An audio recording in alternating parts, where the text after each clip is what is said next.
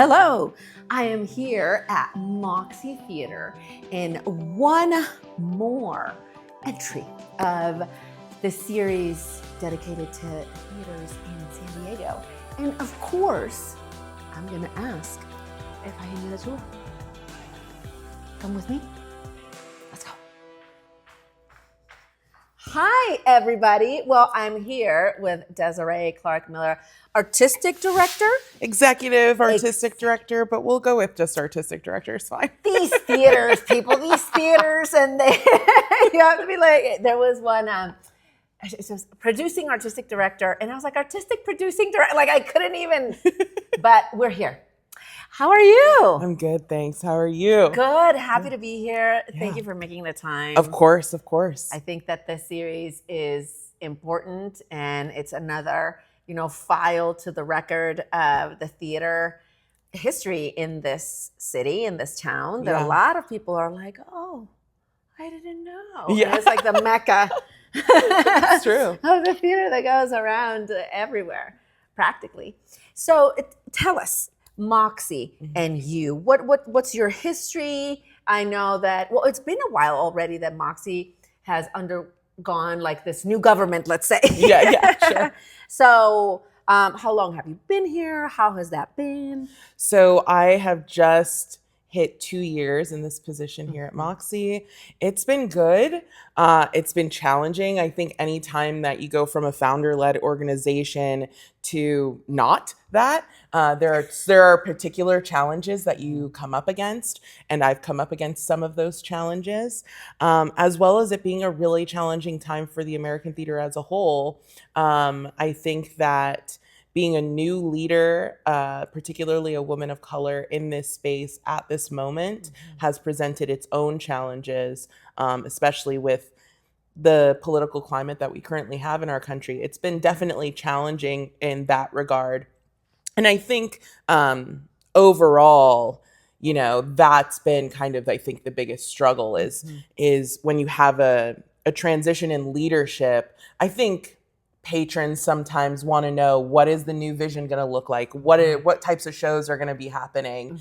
And to have that paired with a challenging time for the arts in general has been a little bit difficult. But I really do feel like, aside from the challenges, the really beautiful things that have been happening is we've been doing new things. We've been trekking across new territory and doing really exciting, innovative work. So I'm really happy about that. Yeah, I feel also, because I work with the Moxies, and it's like, it feels like, Gen X, and then Gen Z, like the different generations in it evolving to its new life.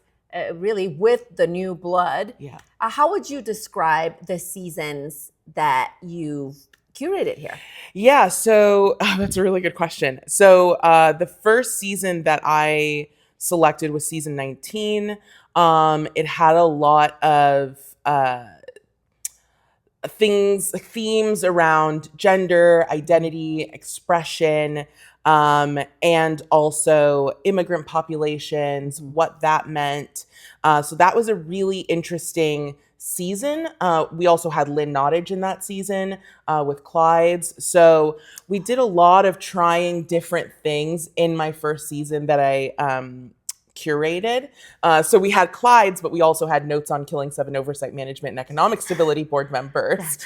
Speaking of names, right? Yeah, it was like they were kind of like two completely separate things, and it was really me trying to get a sense of what Moxie audiences were into. Was it the more experimental? Was it the more over the top? Or was it a standard type of material? And then season 20 that we just wrapped up was definitely about trying new things, about seeing if we could stomach a big, splashy musical with a large cast. It was about welcoming in people into our space who maybe have in the past felt like we don't do material that is for them. So we really wanted to stretch in kind of all theatrical directions. And I feel like we did a bit of that. And then season 20 is really about connection.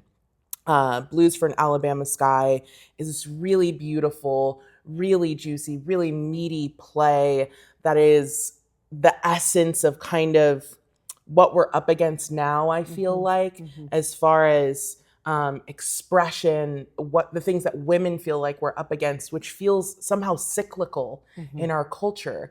I feel like we kind of broke this idea that women had to be wives and had to be at home and doing this stuff. And it somehow feels like culturally we're like recircling back to all that. All of it. Yeah. So this season is really about women reclaiming their own narratives. It's about pushing forward. It's about connecting with people and how the connections that we make us stronger. So I'm really, really excited about it. We're also bringing back some of our new things, which are like these cabarets, which Moxie was not really known for doing, but they have been an absolute hit. Oh, that's great. So we're really excited about that. Oh, yeah, and it's warm. It like just got out of the oven. They like announced recently. Yeah, 2 days ago, something like that. And yes, I have to say, it was very New York of them because they did Little Women, the musical, which is what you were talking about, and then My Dear Dead Drug Lord. Yeah, Our Dear Dead Drug Lord. Our Dear Dead Drug Lord, exactly. And the dynamic was like in the same day. And then they hosted with food and stuff. And I was like, that's very New York of you. And they were so, it was, I love that dynamic of gifting that to us because, because when you're a theater, I'm not even gonna say it because my husband's like, you're all a bunch of nerds, because he's not a theater person, so he doesn't understand how you can go and see a show, 2 shows a day, right. So again, it was very like that. It was very East Coast, very like, thank you for giving me that, so I can have the choice, of either spacing it out and seeing it whenever, or having the whole thing in one day. So, and that was also community with the food and stuff. So I wanted to throw that in there because it was, and with the cast. They were incredible. Like repertoire. It was like, almost the same cast. And that was like a wild exercise that you don't know if you don't try. Right. So I think that that's really, what aside from the other stuff, the nerdy stuff, that I kept, that I stay with. Yeah. Right. So what is the difference? A lot of people also, the people that don't exercise these dynamics between single tickets and a season at Moxie. Yeah, so our subscription, so purchasing like a subscription for a whole season allows you to get a sense of the full artistic vision. It's interesting actually because a lot of people who work at theaters subscribe to not only their own theater but other theaters in town because you want to get a sense for what the full artistic vision is, to get a sense of what the through line is, what the different perspectives are, and it gives you a really unique opportunity to make theater a regular thing that you do. So I love that. I would say that subscribing here at Moxie in particular is a really great thing to do also because our subscriptions are flexible. So essentially, if you look at our season and go, I really want to see Blues for an Alabama Sky, but I'm not really interested in the other ones, and I have these 4 people who I know want to come and see shows with me, you can use your whole subscription for one show, or you can separate it out however you want. That's the beauty of our subscription packages.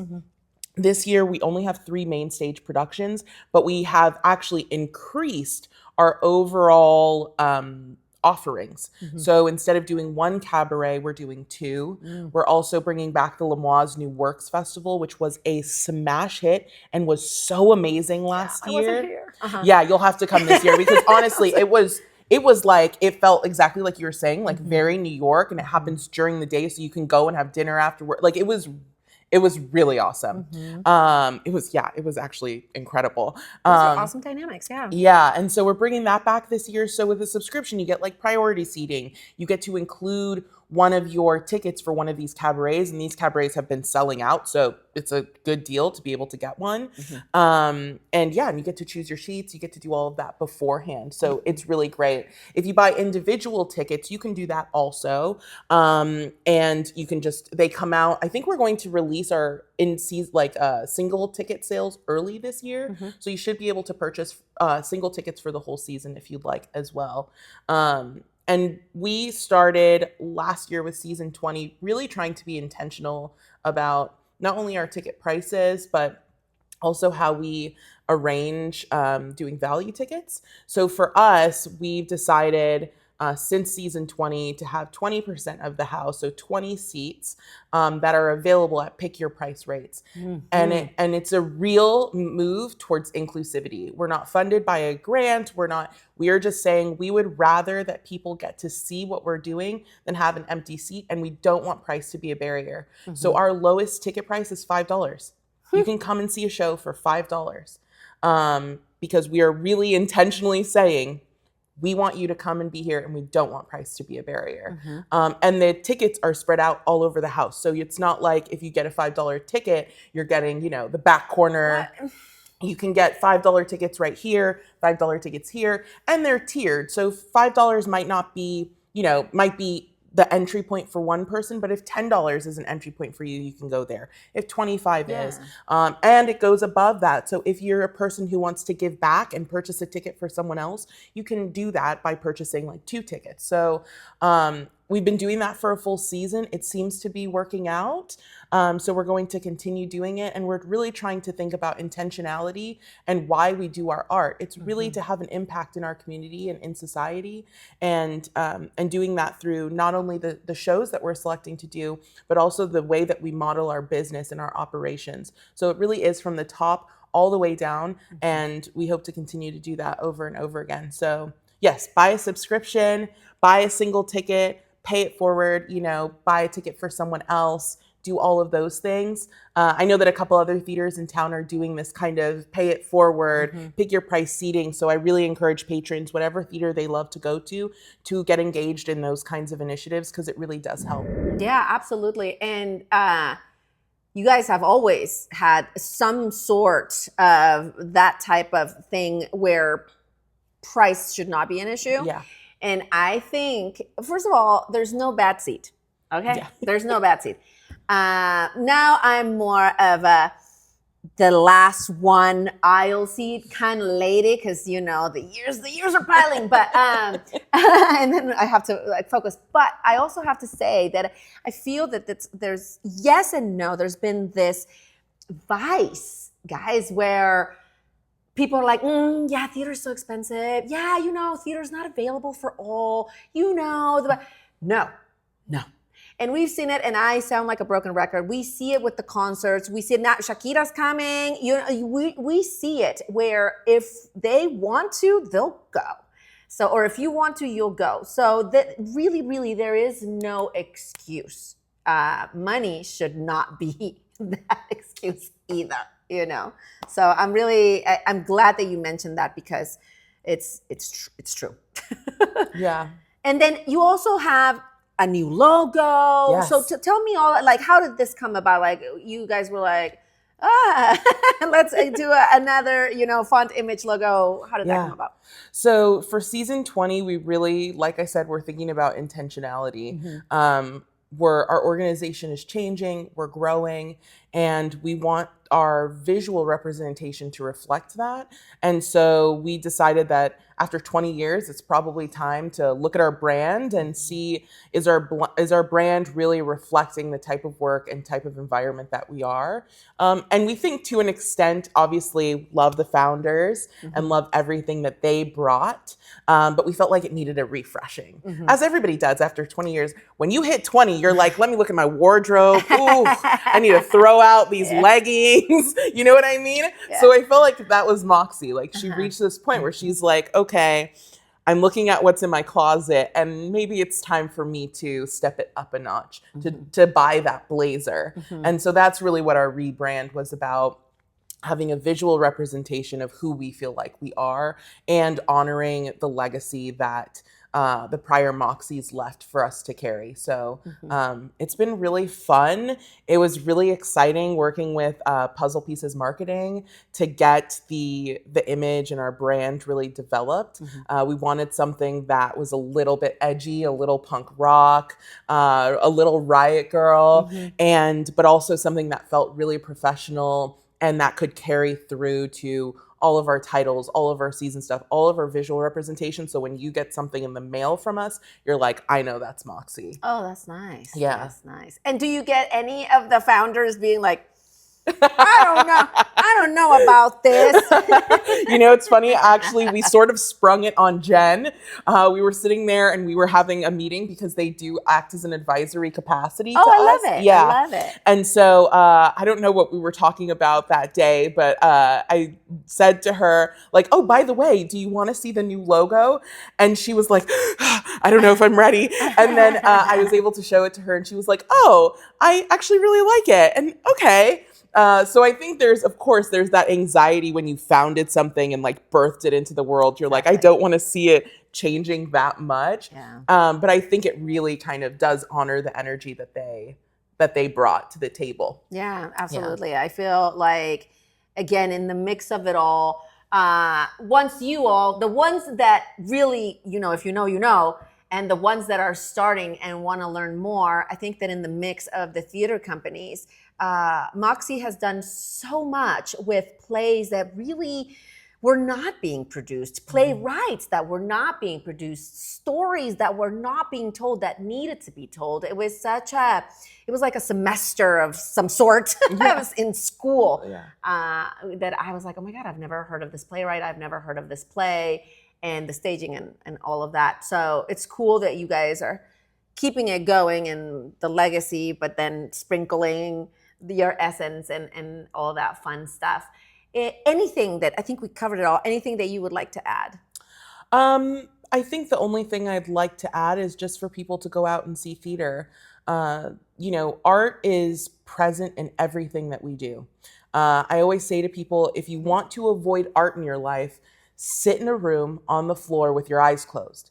Because even if you're looking at the wall, someone's designed or created, an artist came up with the color that's on your wall. An architect came up with the design for the house that you're sitting in. So if you want to not experience art, the best thing you can do is sit on the ground, no music, close your eyes. Yeah. And that's your experience. So my encouragement to everyone right now is really to just go and see theater. If you can, buy full price tickets, because we're not getting the same support that we did before. And what's happening in Washington is trickling down already to the city level, to the state level, to the foundation level, and to our patrons and donors. So if you want to have your own little quiet revolution, the one thing that you can do is purchase a full price ticket, go and see a show, bring a friend, and support the arts. And that doesn't mean just here at Moxie, but really any and everywhere. I'm a firm believer that